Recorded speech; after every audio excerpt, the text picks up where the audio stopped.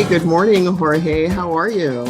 Good morning, Karis. It's so good to be with you. Thank you for having me. I'm so excited for everybody who's listening in. This is my little brother, my hermanito. He's not my brother, but I like to think of him as a brother because he's so amazing that I've just joined his family. I'm still a part of my family, but I've joined his family. So, Jorge, when I first met you, I was just so blown away about your story, especially your story of becoming a psychologist. Mm. You want to tell a little bit about how you came into finding this as a profession? Sure. So I've always kind of been very clear in my soul that I had a purpose and that the purpose was to kind of help people on their way towards healing. And I think that the influence of that for me was really my grandmother, my dad's mom, who practiced in the state of Nayarit, and so being the oldest grandchild of her oldest son, I spent a lot of time with her, particularly when my parents, a young couple, were having children, and so they would send me away to be with her while my mom got better, got well. I ended up spending quite a bit of time with her and really kind of watch people come to her, for child deliveries, for psychological issues, for physical issues. And just her knowledge of plant medicine, her knowledge of the spirit world, was just so fascinating to me. And I always kind of wondered, like, how is it that this woman who never went to school, could barely write and read, could have such knowledge? Like, what was she tapping into? Where was this knowledge coming from? Because she clearly operated in a very different world than the rest of my family or the rest of the people around her. So there was some sort of mystic presence that she Mm. had with plants and animals and nature. And I was just fascinated by that. So I always wanted to be by her. I always wanted to be like her. And when I immigrated to the States at the age of 9 years old, and then just really started getting into school and started to like explore careers and all of that, the closest thing that I found to what my grandmother was doing was psychology. Hmm. At least in my child mind, that's what I felt would be the closest thing. And so that's how I, ended up getting into psychology. But clearly, I mean, obviously, there's a lot of differences between curanderismo and psychotherapy Yeah. and psychology. But Wow. that's kind of what started me down that path. My dad's reaction was that I was basically wasting time. I was not growing up. And his desire for me was to maybe one day be a supervisor at his factory. And, that's the way that he sort of envisioned me doing better than him. And Hmm. so my grandmother, who has always supported me, began to cry. And she said to me that she was concerned that I would go away to an institution that would tell me that my ancestors were superstitious and ignorant, Hmm. and that I would be sort of brainwashed to think that the traditions and the knowledge that I had received was ill-founded. And she said, you're going to be ashamed of who you are. You're going to grow ashamed of where you come from, and you're going to become somebody else. And at that point, I was so insulted. I mean, here I am. I graduated from high school. I got on the honor roll, and I'm going to college. And my family has all these reservations. Hmm. And I think it wasn't until years later, when you do get your degree and when you do start to practice, that you realize the impact of racism, Hmm. institutional racism, the impact of Yeah. colonization on people's minds. And then I got it. I'm like, oh, this is what she was talking about. Wow. This is just sort of blowing my mind because it feels not very similar to my story per se, but very similar to my father's story. When he talked about wanting to go away to college and his family kind of saying, well, initially it was kind of like, well, no, as a black man, there are only going to be certain things you can do. So let's look at some other options. where you can rise, kind of to that next level or stature, if you will. But college, that's not going to be it. And it's kind of hard when you have to defy, what our parents believe. I know even though I didn't have that same experience, if they were like, please go to college, and I was the one who went for 1 year, and I was like, yeah, no, this isn't for me, until I found my way several years later. And now you can't get me out of school. But when you were, finding that there was this, institutional and structural racism and stigma, how did you remain grounded in your culture? I went through that whole journey of like trying so hard to please the perceived power that I think I really became overly assimilated during my college years, wearing the penny loafers and Argyle sweaters and just like really being as straight laced as I possibly could, getting the good grades and all of that, and changing my name to George. Or actually not changing my name to George, but when I was in grade school, the teachers started calling me George, and I never bothered to correct them. Oh, wow. And so I just became George. And it wasn't until I graduated from college that, the stuff that was promised wasn't coming. I didn't get accepted into the good old boys club. Doors didn't just open up for me. I was still seen primarily as a Mexican. Mm-hmm. And so that for me was a real kind of cold wake up realization. Wow. And then it wasn't until my first job, I was a high school teacher at an alternative high school called Latino Youth, where we, focused on teaching kids that had been failed by the public school system and were involved in gangs and whatnot. And they taught the curriculum was taught from a Paulo Freire pedagogy of the oppressed perspective. Wow. And I was introduced to this, powerful writer and thinker, and his whole idea of oppression and colonization and what happens to what has happened to communities of color throughout the ages, and how education has been used as a tool of oppression of those that are marginalized. And it just blew my mind that somebody, had so simplistically put into words what I had experienced and had validated so much of my experiences. Wow. So at that moment, I just, I feel like my world opened up, and, and I became really invested in trying not only to preserve my identity as a Latino man, but to really preserve the ancestral teachings and to see them as sort of at the core of who I am. So for me, like, if I think about how I have felt so different in this culture and navigating through this system, what grounds me, what I go to is, okay, what was before all that? What was before colonization? What was before that whole identity? And to me, the ancestral teachings, really helped me get rooted in a consciousness that existed before this identity. And so that's kind of where I go to. That's what has helped me really kind of stay grounded and rooted in that tradition. Wow, that is really so powerful. I think of the time I was at Temple University and I took my first African American studies class, with other students of color, led by, leaders in Afrocentrism, Molefi, Asante, et cetera. It was this sort of hearkening back and being able to touch that and have it now have a different kind of meaning to move me forward. So preserving the identity and being grounded in the ancestral teachings is so critically important. Even if we lose sight of it, we can kind of, touch back to it again, especially if it's done with intention.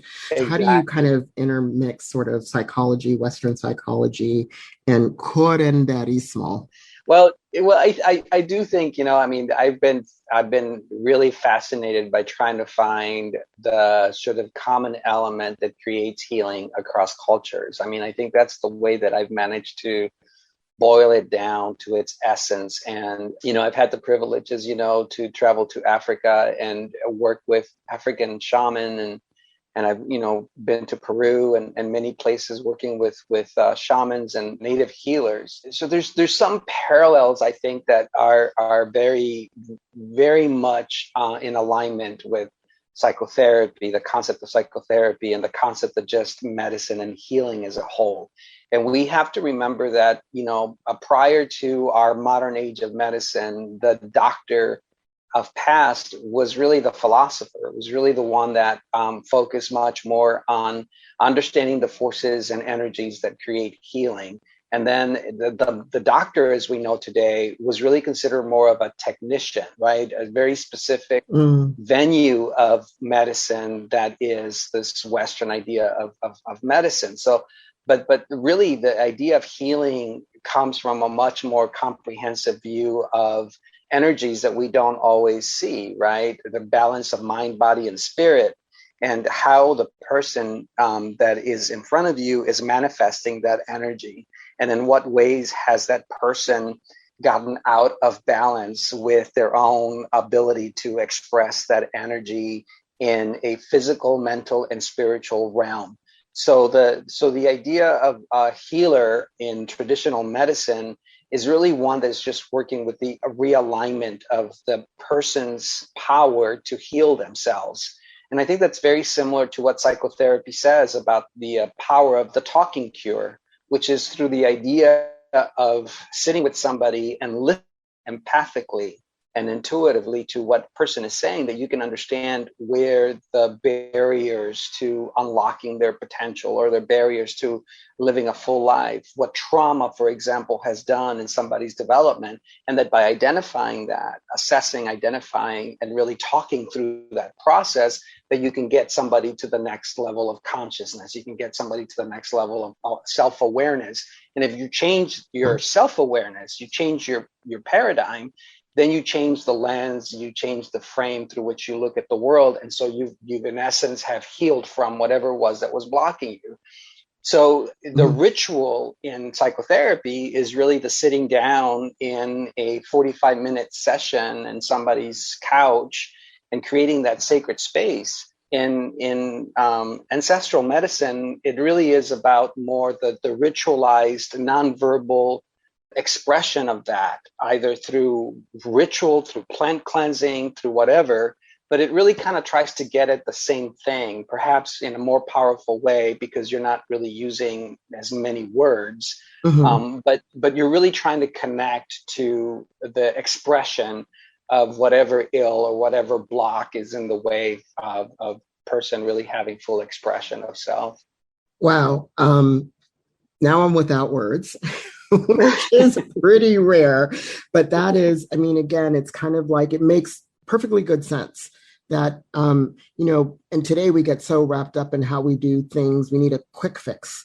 Yeah. We need things done in a very prescriptive way. Even our policies and our guidelines and have all these restrictions that pull us further and further away of the natural way we did things before. As you said, there was sort of this Western way of thinking of the doctor as the technician. Yeah.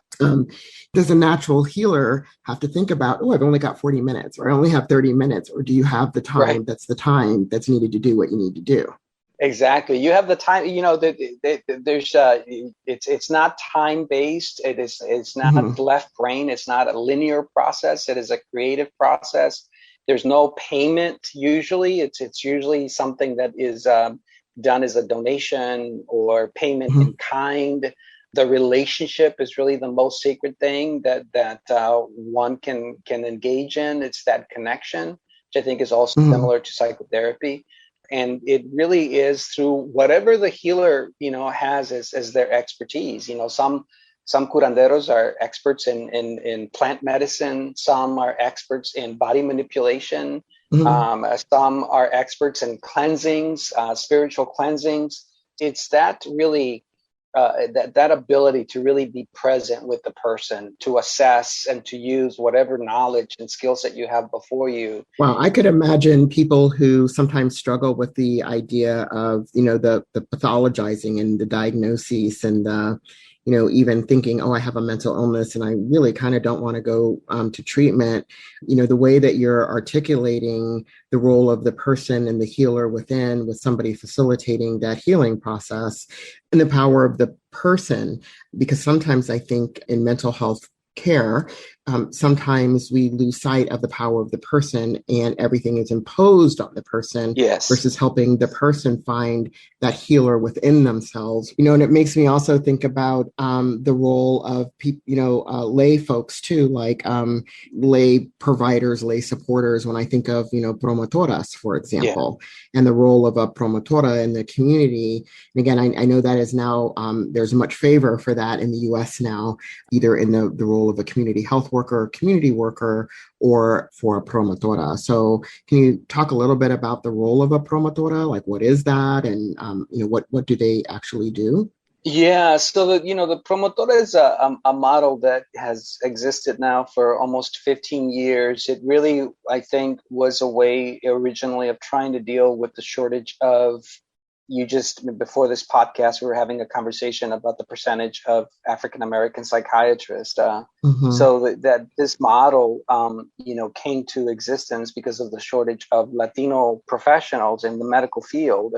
And so when you think about the lack of Latino professionals in the medical field, and you think about the huge number of people of color who are marginalized, don't have access to care, are living in remote areas where it's difficult to receive services such as the farm fields and labor camps, throughout our countries, that the idea of the promotor was to educate individuals from the community on sort of basic concepts of health and wellness, and then have them go out into the community, knock on doors, and really educate people about the importance of health literacy, understanding why it's good for you to go to the doctor, why you gotta, have your shots, why you gotta get a physical exam, all of that. And so now I think that we've moved into the realm of having that same concept apply to mental health. And so we educate individuals from the community, some with lived experience,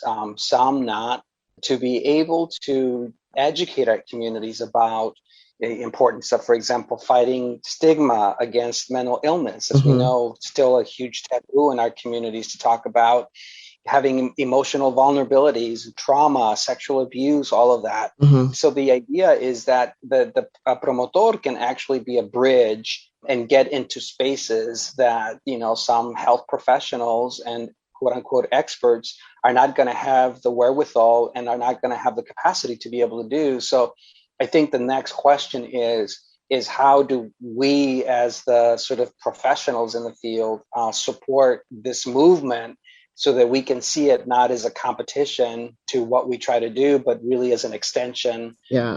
and an integration of a model that could really be multidisciplinary.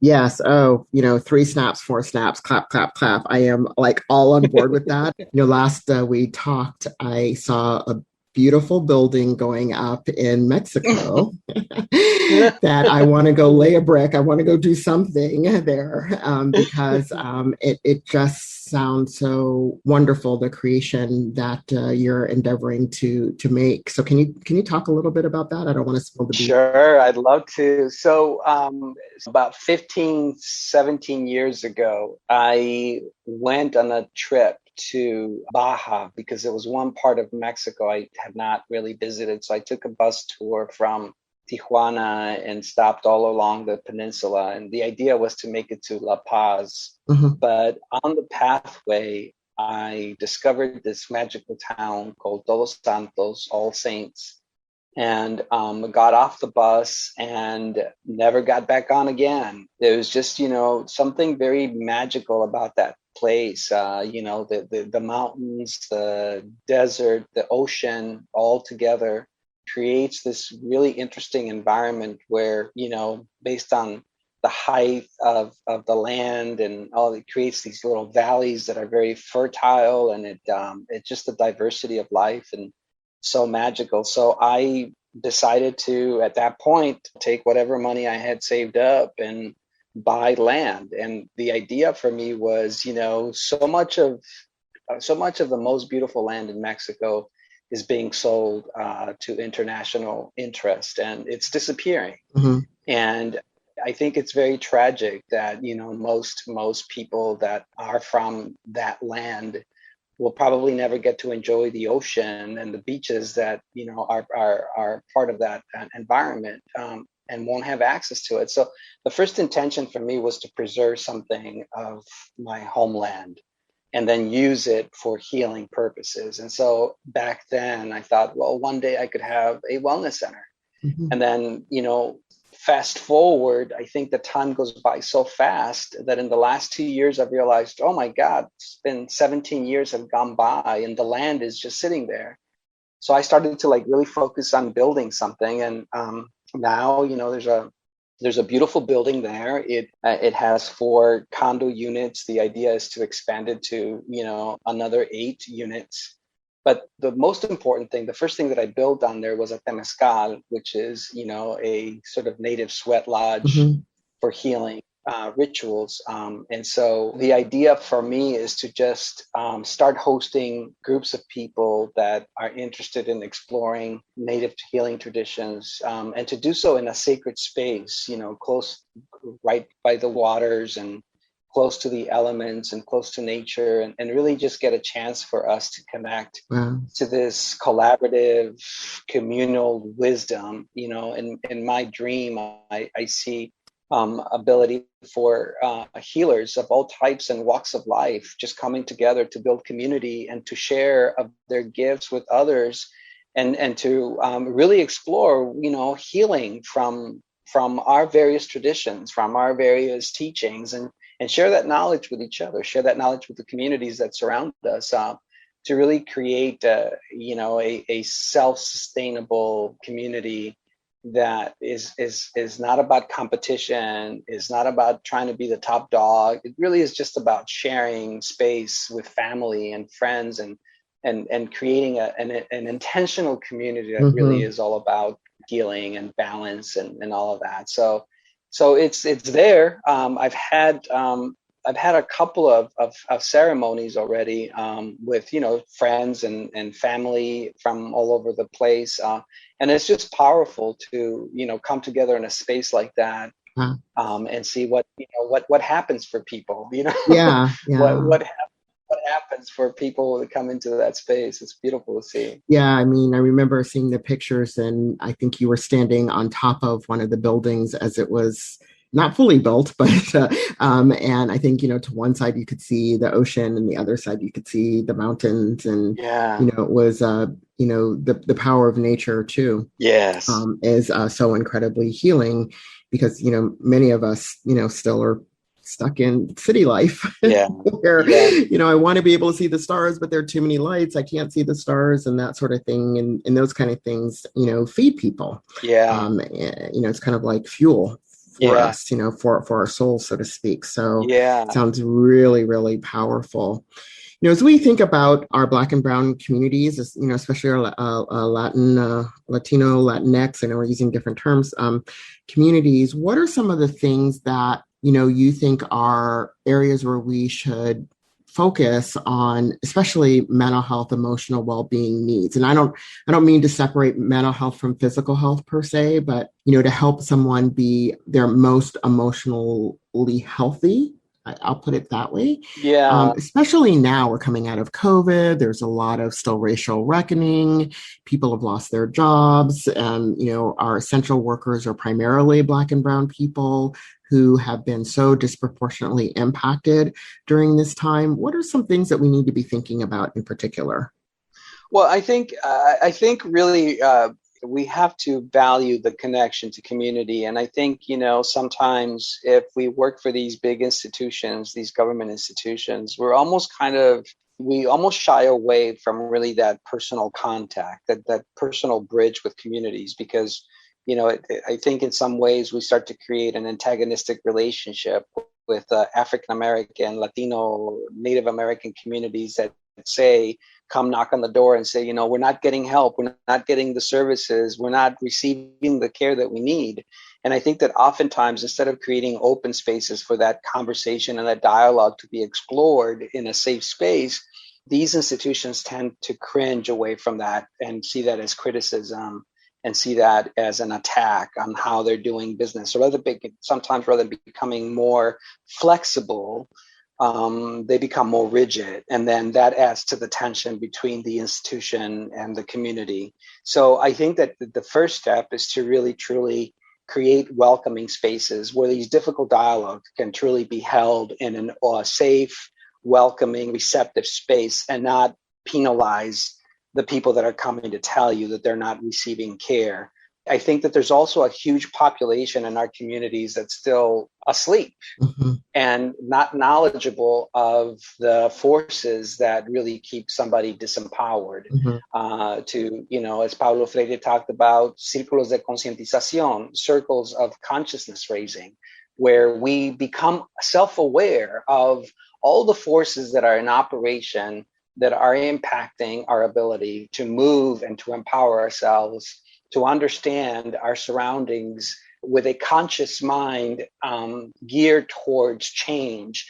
I think that once people become aware of their status and really we begin to address this idea of learned helplessness, that, we're not powerless. This is not our intended fate. And if we begin to really confront that reality or that perception of reality, then I think, dialogue can start to happen and we can start to strategize about how to move forward. I think that there is a magical time right now where there's a small window of opportunity that's opening up to have transformative dialogues and to have action-based conversations. But if we continue to give the power to the structures that have been in place and begin to invite them to engage with us in conversation, we will miss that window of opportunity because power is not going to consent anything. And as Paulo Freire said, it is the job of the oppressed to at once liberate themselves from oppression and in the process liberate their oppressor.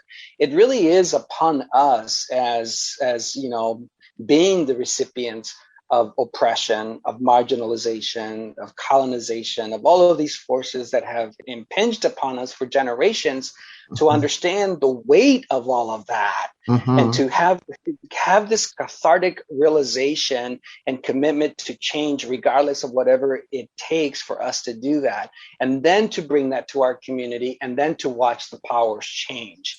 And I think that that's something that we don't quite always get. We're still knocking on the door of those that have power and asking for permission, asking for recognition, for validation. And that's never going to give us the transformation that is so needed. Yes, this is exactly what is an unapologetically Black unicorn. I mean, you've just sort of summed it up right there as, realizing that we have the power.